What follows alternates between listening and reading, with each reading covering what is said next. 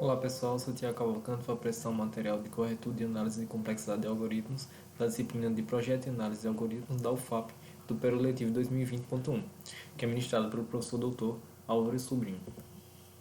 A gente vai tratar do algoritmo de Kruskal, que se refere à árvore geradora mínimas. Vamos ver a contextualização e o funcionamento dele, passar pela prova de corretude e finalizar com a análise de complexidade. A gente vai ter um gráfico conexo não dirigido, ou seja, ele tem todos os vértices conectados e a gente pode sair de um vértice para outro sem ter uma direção especificada, certo? A gente pode fazer a ida e a vinda sem nenhum problema.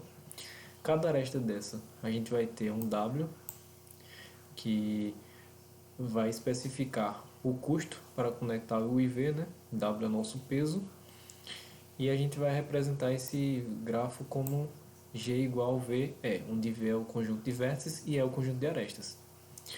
A partir disso, desse grafo, a gente vai buscar um subconjunto que é acíclico, que vai conectar todos os vértices e de maneira que o peso total seja minimizado.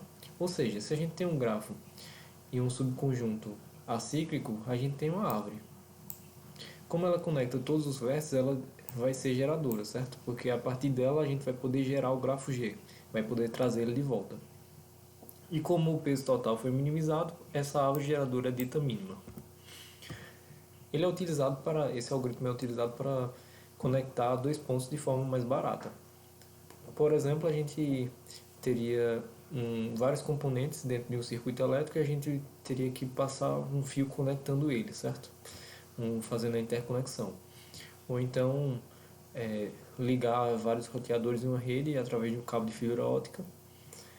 E se a gente pensar em nível lógico, a gente poderia analisar também um tráfego de rede, onde o envio de pacotes de dados, né, buscaria uma rota mais barata, né, entre dois pontos. Esse algoritmo utiliza estratégia gulosa, certo? Ele vai escolher o que é melhor em cada fase. A cada momento ele vai fazer a melhor escolha. Isso se caracteriza numa subestrutura ótima, né? Ele vai pensar no melhor a cada fase, ou seja, ele vai buscar um ótimo local para atingir um ótimo global. Inicialmente, cada vértice vai ser dito uma árvore mínima, certo? Porque ele vai ser um conjunto disjunto. Cada vértice vai ter um conjunto disjunto que vai ser considerado uma árvore. A gente vai ordenar aquelas arestas pelo peso e vai sempre começar pela menor, verificando se ela é uma aresta segura. Se for, a gente vai adicionar ela, certo? Ao nosso conjunto de solução. E o que caracteriza uma aresta como sendo segura? A aresta segura é uma aresta que não quebra esse nosso contrato, certo? Como a gente viu, cada vértice inicialmente aqui na simulação do nosso algoritmo, aqui vai ser cada vértice vai ser um conjunto disjunto, certo? E aí a gente vai ordenar as arestas e vai começar pela menor. No nosso caso, a aresta de peso 1. A gente vai sempre se perguntar: essa aresta liga componentes distintos? Sim, né? Então pode ser realizada essa conexão. Essa aresta 2 agora, que é a nossa próxima aresta de menor peso, ela vai ligar dois conjuntos distintos? Sim. Então pode ser ligado. A mesma coisa para essa daqui, né? Ela vai ligar dois componentes diferentes? Sim. A mesma coisa para essa nossa aresta 4 e para a próxima aresta 4, que é a de menor peso na nossa ordenação de arestas, certo? Aí a gente chega nesse estado e vamos tentar adicionar a próxima, que no caso seria a 6. Só que repare, aqui a gente tem a nossa árvore. Caso a gente adicionasse essa 6, formaria um ciclo, então a gente não vai adicionar ela. A próxima aresta 7 não forma ciclos, então ela pode ser adicionada. Já essa aresta HI, ela formaria esse ciclo, né? Então não vai ser adicionado no nosso conjunto de solução. A nossa aresta H a gente vai adicionar, visto que não forma ciclo. Essa aresta BC formaria um ciclo, então a gente não vai adicionar, porque ela não é segura. A aresta 9 é uma aresta segura, a gente adiciona. E a aresta 10 formaria ciclo, assim como a 11 e a 14. E a gente vai ver agora que uma árvore mínima ela não necessariamente é a única. Ou seja, um mesmo grafo pode ter soluções diferentes, como é o caso desse daqui, né? A gente viu que na nossa solução utilizava essa aresta AH, mas essa daqui está utilizando essa aresta BC, né? E se a gente fizer o somatório de custos, né? 1 mais 2 mais 4 mais 2 mais 9 mais 7 mais 4 mais 8, a gente vai ter que é igual a 37. Se a gente trocar essa aresta BC pela aresta H, o custo ainda seria 37, certo? Seria o mesmo. No nosso pseudocódigo, na primeira linha, a gente inicia um conjunto como sendo vazio, certo? Esse conjunto é a nossa solução, ou seja, faz muito sentido a gente iniciar com não tendo árvore ainda, certo? A árvore geradora. Depois a gente vai percorrer cada vértice daquele nosso conjunto de vértices do grafo e vai criar os conjuntos, aquela ideia de um conjunto para cada vértice, certo? Aquela ideia de criar conjuntos disjuntos. A gente vai ordenar as arestas do nosso grafo em ordem não decrescente, ou seja, vai utilizar um maior ou igual. Isso nos garante que arestas de pesos iguais elas podem existir aqui, né, e não vai fazer diferença, certo? O ordem não decrescente só está dizendo que vai utilizar maior ou igual. E para cada aresta desse conjunto aqui que a gente já ordenou, né, a gente vai fazer essa verificação.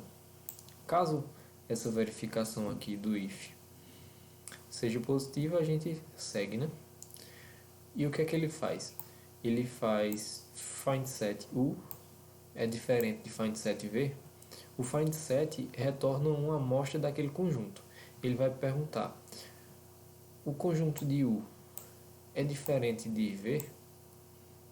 Se for, ele vai fazer a nossa árvore antiga é igual a nossa árvore, aliás, a nossa árvore atual é igual a nossa árvore antiga, mais aquela aresta, né? Ou seja, ele está adicionando uma aresta segura aqui, né?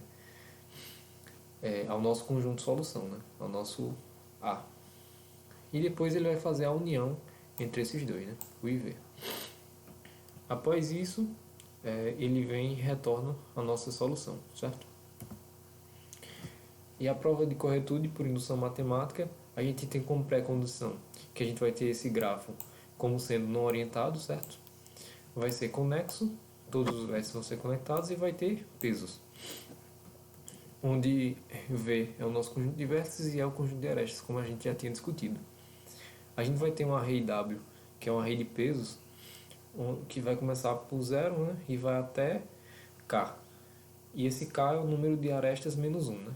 Visto que a gente está começando em 0, ele é o tamanho da quantidade de arestas que a gente tem, menos 1. E esses valores daqui do array de pesos, ele vai ser dado por uma função que mapeia as nossas arestas para o conjunto dos reais. E para cada aresta daquela, né, a gente vai ter um peso, que é o custo necessário para conectar um vértice ao outro. Pós-condição, o que é que o algoritmo vai retornar para a gente, né? Um conjunto A, tal que ele vai ser o subconjunto do nosso conjunto de arestas, certo? E esse subconjunto vai ter aquelas características que a gente discutiu. Ele vai ser acíclico, ele vai conectar todos os vértices e o peso total vai ser minimizado. Ou seja, ele vai ser uma árvore, né? Vai ser conexo, vai ser, aliás, esse gerador, porque ele vai conectar todos, e vai ser a mínima. É exatamente o que está descrito aqui, né? Como ele é acíclico, ele vai formar uma árvore, né? É até redundante falar porque a árvore ela é acíclica. Como ele conecta todos os vértices, ele vai gerar o nosso grafo G. E como ele tem a soma de peso minimizada, ele vai formar uma árvore geradora mínima, né? E aí a gente chega no invariante de laço do nosso primeiro for. O que é que ele está dizendo aqui, né? Para cada vértice V, percento aquele grupo de vértices, a gente vai criar um conjunto. E isso já nos dá de cara o nosso invariante, né? A cada iteração a gente vai ter um conjunto que vai ser criado para cada vértice que a gente visitou, né? Durante esse for. Caso base. Imediatamente antes do for, a gente não visitou nenhum vértice, né? Então, a gente diz que o conjunto de vértices, se ele for nulo, se ele for vazio, como ele não visitou nenhum, ele vai ser nulo, certo?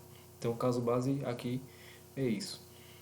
Passo indutivo. A gente vai assumir a invariante como verdadeira e vamos analisar o seguinte. A próxima iteração do for, ele vai criar um conjunto novamente, né? Vai usar aquela função makeSet.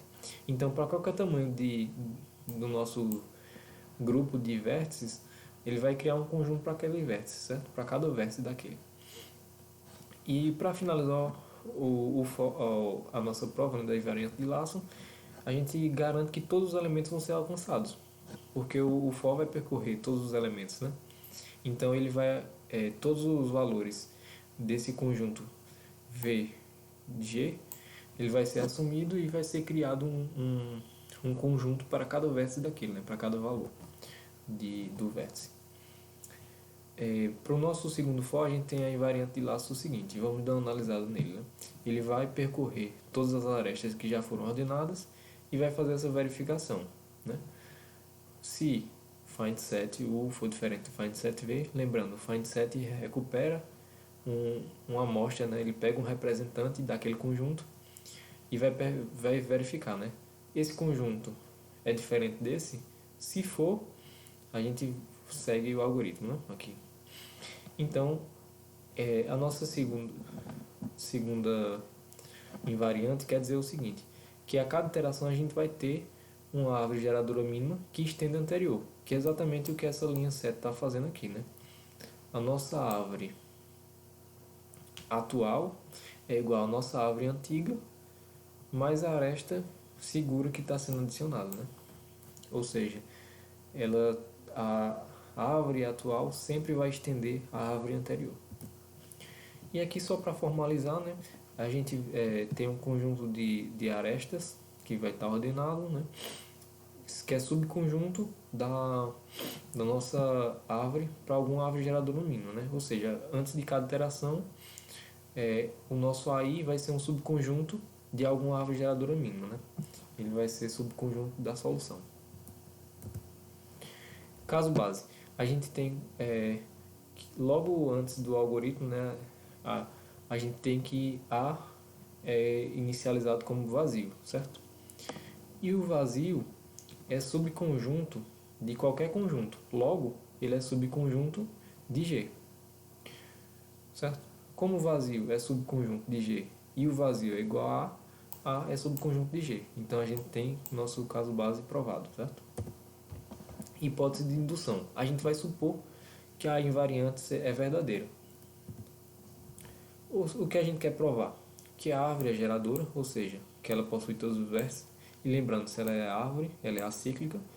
E que a saída vai ter peso mínimo, certo?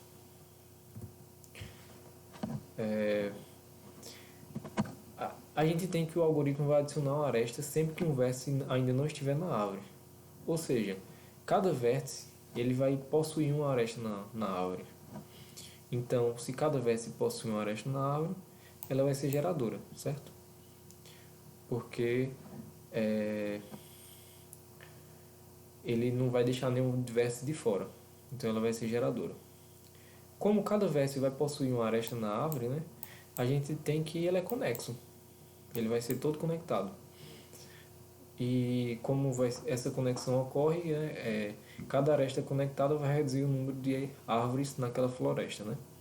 Porque se a gente tem, por exemplo, 3 árvores, à medida que a gente conecta uma árvore à outra, a gente vai passar a ter só 2 árvores, né? Essa e essa daqui. E ele não vai ter ciclo, né? Ela é acíclica. Porque a gente sempre está verificando antes de adicionar a aresta. Recapitulando, né? Aqui a gente tem a nossa invariante, né? Toda árvore AGM vai estender de uma árvore geradora mínima anterior. A gente tem o nosso caso base e a nossa hipótese de indução. E aí a gente vai para o passo indutivo, né? Que a gente tem a nossa árvore atual nos levando à árvore do I mais 1, né? A próxima iteração, certo? E isso aqui ocorre exatamente na inserção, né? À medida que a gente vai inserindo arestas, a gente vai incrementando essa nossa árvore, né? E a inserção a gente tem que considerar 2 casos. Por quê? Porque a inserção ocorre nesse trecho de código aqui, que está no if. Então a gente tem que considerar a prova direta do if, o caso positivo e o caso negativo. Em caso positivo, elas são diferentes, o findSet UD e o findSet V. Ou seja, ele está ligando, está retornando 2 conjuntos diferentes. E em caso positivo, ele não vai formar ciclo, né? Não vai ter ciclo na árvore. Aqui então a gente pode ligar. Se ele retornar, se fosse um caso negativo, ele tentaria ligar aqui, por exemplo, essa aresta aqui, né? Que formaria ciclo. Então, a gente não faria isso.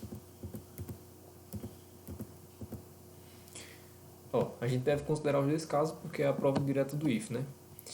O caso que não contém ciclo, a gente vai adicionar a aresta segura e aí a gente vai ter que a nossa árvore ainda vai ser a árvore geradora mínima.